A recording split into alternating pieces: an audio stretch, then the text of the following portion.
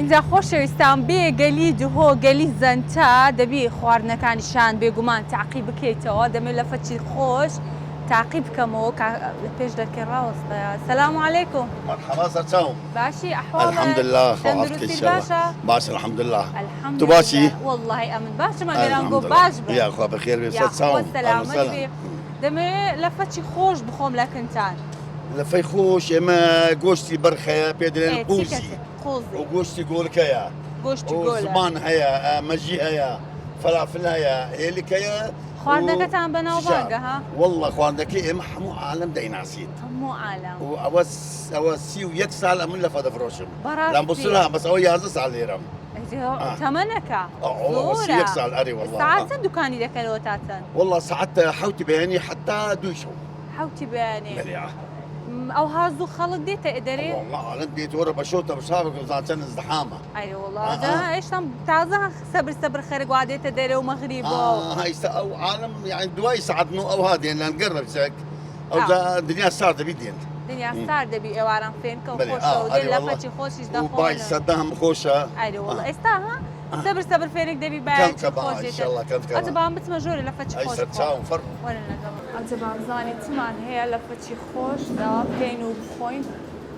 طبعا بهموو لایەک ناخۆش مەطعەم سۆلین لەفەی هەیە لەفەی زۆر خۆشی هەیە زەباتام کەم قەرار دەدەم کوو بکوو نەبوو باشە؟ بابزانم چیان هەیە؟ ئەوجە لەفە بە ماستاوی سایدۆ ئەی دەستەکان خۆش بیتن زۆر سوپاس تەشەکر لێ دەرم. ئەی وەڵڵا لەفەی فەلافلی بەڕاستی خۆش و تایبەت و سەمونی گەرم. حتا نەگەڕێی نازانی لە کورد میوان دۆستتر نییە. لە فەیانی سماق.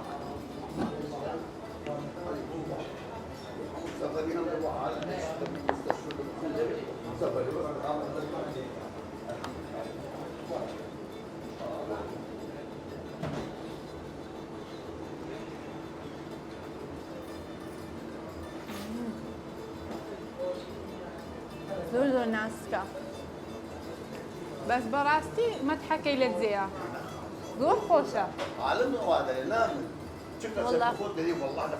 ئەرێ وڵە لە فەچی بەتامە فەلافلەکی ناسکە زۆر دەستەکان خۆش بیمانە ئینشاڵڵا ئینشاڵڵا دەفەکەی دەخۆم بەردەوام دەبم.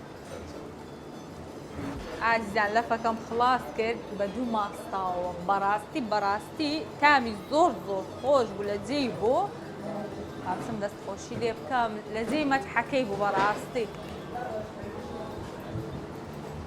مەتحی لەفەکەت لە جێی خۆی بوو زۆر بەتام بوو زۆر خۆش بەڕاستی. سەرچاوم بەخێرات سەلامەت بی یاخۆ زۆر ئینشاڵڵا جارێکی دێن بە تەکیدی دێمەوە ئینشاڵڵا لەفەی خۆش لەکەم سەلامەت بی دەستەکان خۆش بی زۆر